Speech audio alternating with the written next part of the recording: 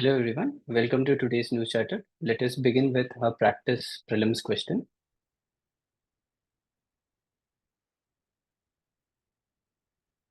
Okay, look at this question. Such kind of questions you can always expect in prelims. Today was the World Water Day.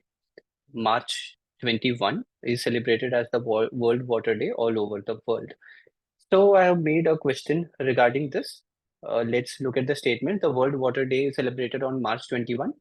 A very important tip for you when you are solving prelims questions. Usually, when there is a date, there is higher chances such statement will always be wrong because it is very easy to make a statement which is wrong when you have a data or a date in it. So this statement is incorrect. It is March 22. Second one, World Water Development Report is released by World Meteorological Organization is also an incorrect statement. It is actually released by the United Nations. The Sustainable Development Goal 8 is about water management is also an incorrect statement. 8 is about sustainable cities, whereas it is the Sustainable Development Goal 6, which talks about water. All the 17 Sustainable Development Goals should be remembered, especially for your mains. In prelims, you might not get extremely factual question, but even then, the entire world is trying to achieve those 17 goals by 2023. So these targets and goals are extremely important. You need to remember all of them. Let's start with the topics. Information Technology Rules 2021. From the point of view of GS3, for mains specifically, these rules are extremely important. Even for prelims, it is important because regularly we are getting news related to something or the other that is directly related to Information Technology Rules 2021. So, what are the basic things that were discussed in the rules? Information Technology Act is already there. The rules were notified in 2021, in which, according to the recent innovations, the recent developments in the world of information technology, the government wanted to move India towards a secure information technology space. And that's why they have come up with these changes or these rules. The first and foremost thing is they have developed a category. They have defined a category called as the significant social media intermediaries.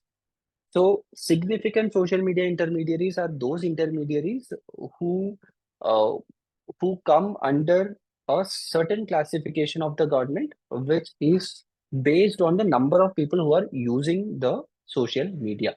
So the intermediaries with registered users above a notified threshold. This threshold can be given by the government and it is not fixed.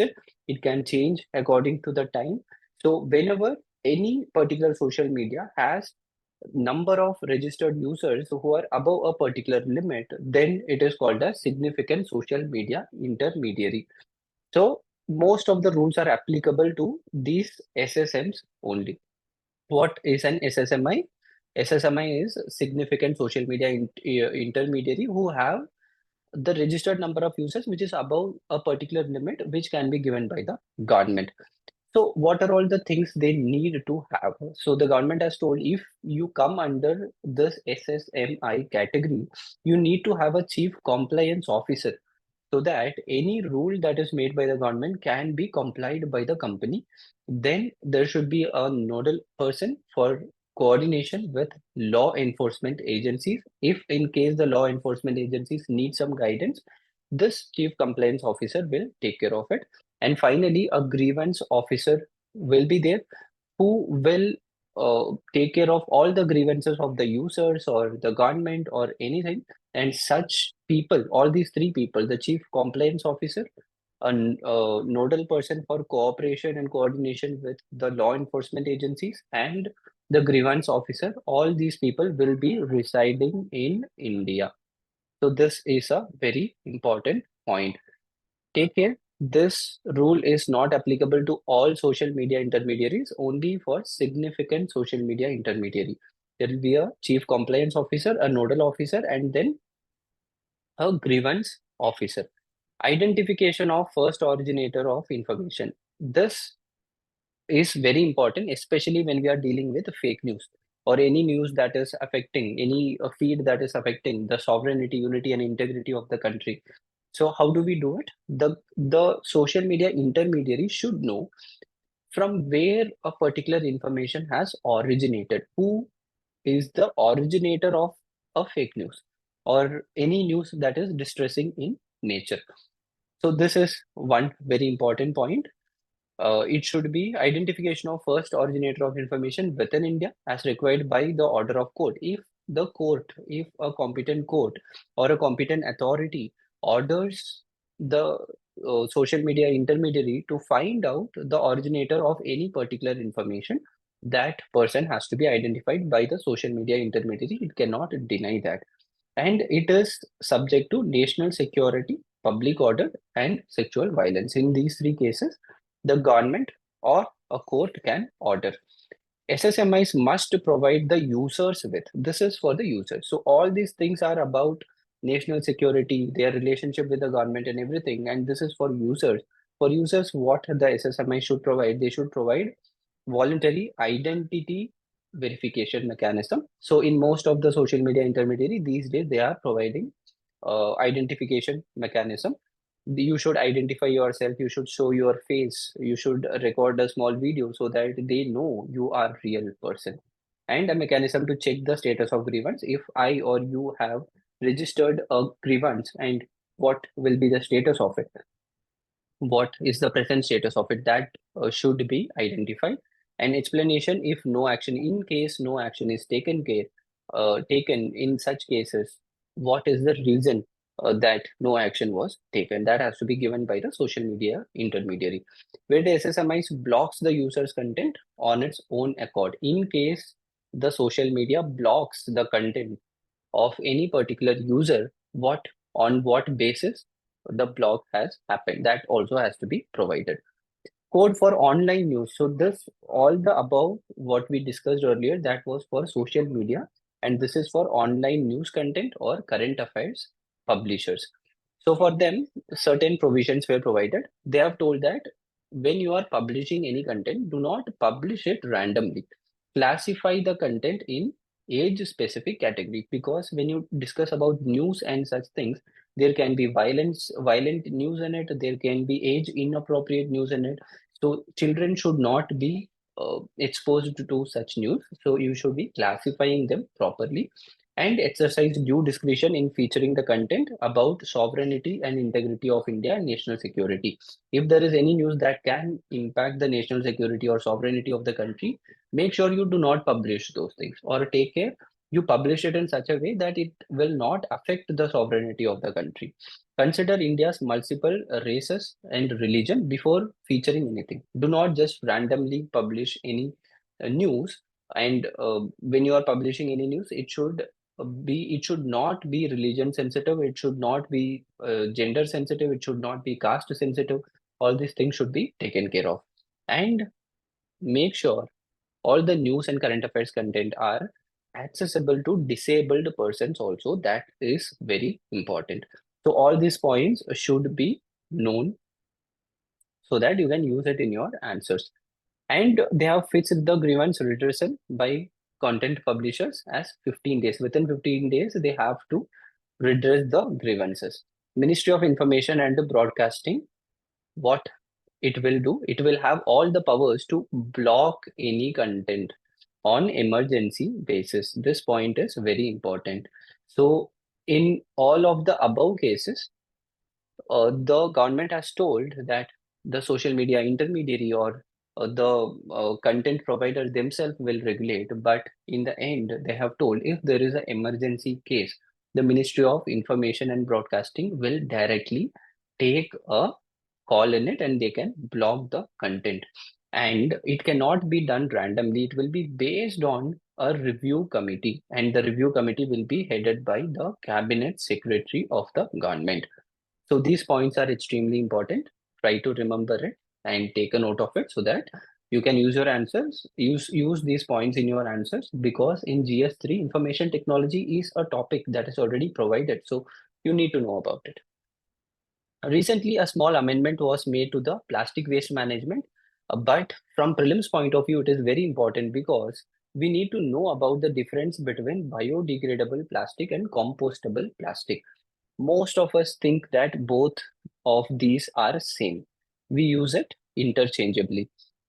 But there is a very big difference. Biodegradable plastic involves plastic goods that are being treated before they are sold. It undergoes a kind of a treatment process, whereas compostable plastics, on the other hand, do degrade but require industrial or large municipal waste management facilities. Both biodegradable and compostable plastics are uh, ecologically good. They can be processed. That's why we classify them as biodegradable and compostable plastics. Whereas in biodegradable plastics, the advantages are actually a little higher because it can biodegrade on its own. If it is a compostable plastic, you have to make it go through a certain industrial process so that the degradation happens. So this is the basic difference. Recent amendment, what they did is India's Plastic Waste Management Amendment Rules 2024 makes a certain definition for biodegradable plastics, not for compostable plastics. In biodegradable plastics, the government has included one more thing, that is, there should not be any microplastic content. Recently, microplastics has been a very big threat for the environment.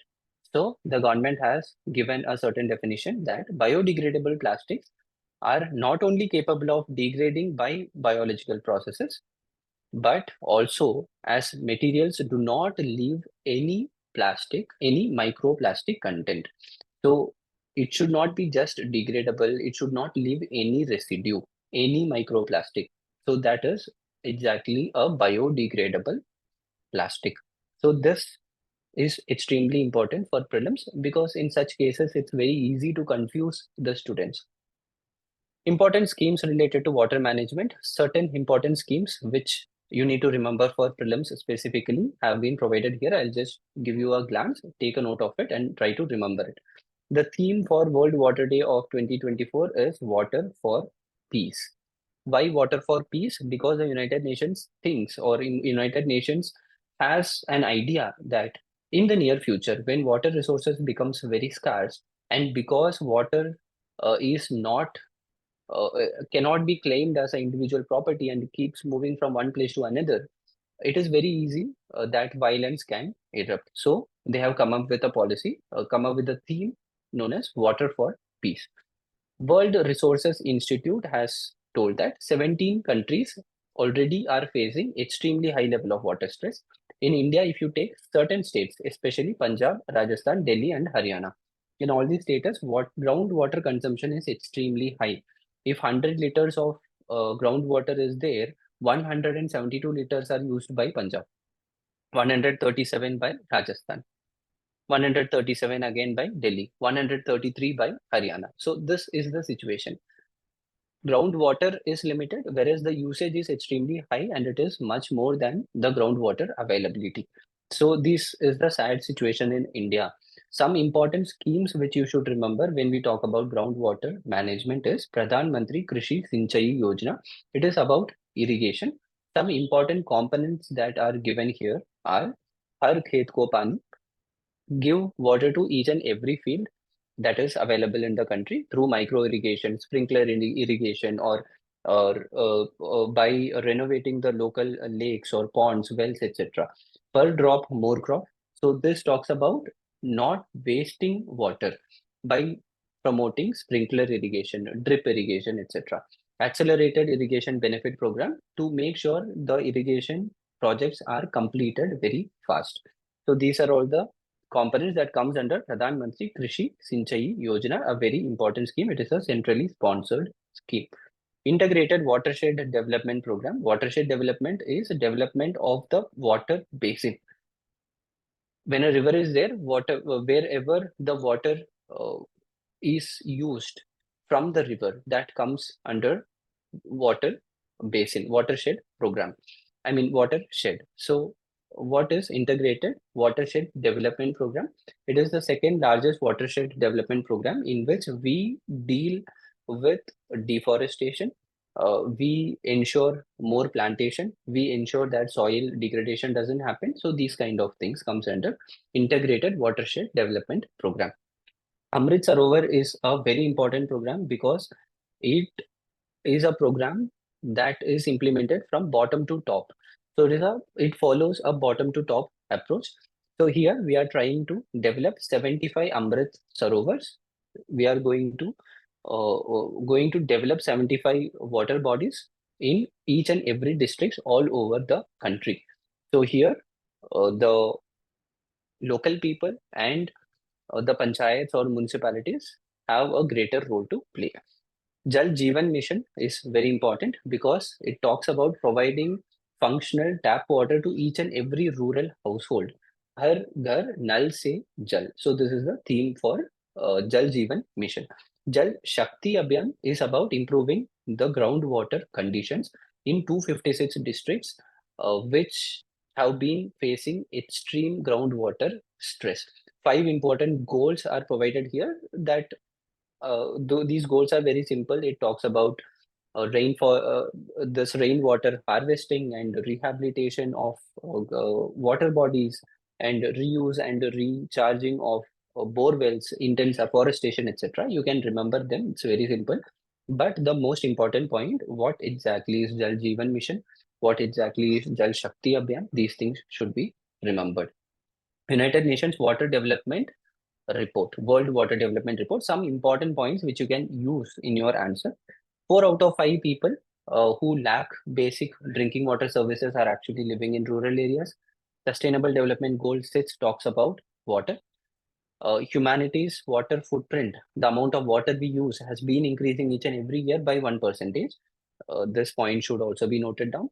2.2 billion people do not have access to safe drinking water out of total 8 billion people who are living in the world. So out of 8 billion people, 2.2 billion do not even have safe drinking water. That shows 1 by 4th of the people do not have proper drinking water. This is a very concerning situation. More than 3 billion people globally depend on water that crosses national borders. So this is what I told earlier. For example, you take Brahmaputra, it comes from China. You take Indus, Indus starts from China, goes through India, and then goes to Pakistan. So multiple countries are involved here. So anytime any country can try to prevent the flow of river from one country to another country. So this can result in wars.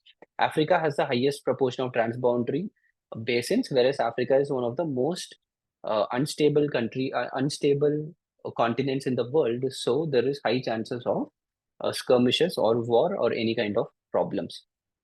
Mains practice question. Examine the doctrine of checks and balance. It is a basic doctrine given in Indian Constitution. We treat each and every part of our country, each and every organ of governance of our country, such as legislative, executive, and judiciary separately. We try to make sure there is no extreme amount of power that is concentrated in any particular organ. So this is checks and balances. You can explain about it and how it is followed between judiciary and the government.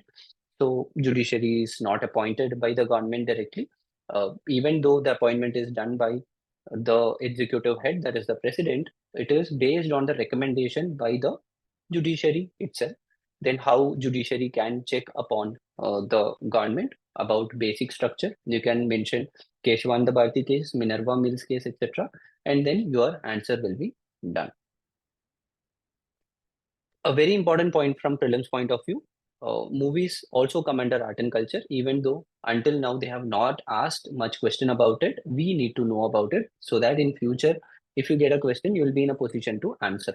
International Film Festival every year has been happening in Goa. So try to remember these facts. International Film Festival of India is the only film festival in entire South Asia that is accredited by International Federation of Film Producers Association. This is an important fact. It started in 1952, and since 2004, from 2004, IFFI has moved to Goa permanently. Permanently, it has been conducted in Goa. Who are the people who organize this? National Film Development Corporation (NFDC), Ministry of Information and Broadcasting, Government of India, and Entertaining Society of Goa. So these are all the organizers. It's very factual, but try to remember it. In case you get a question, you will be in a position to answer. So that will be all for today. All the best. Study well. Let's meet tomorrow.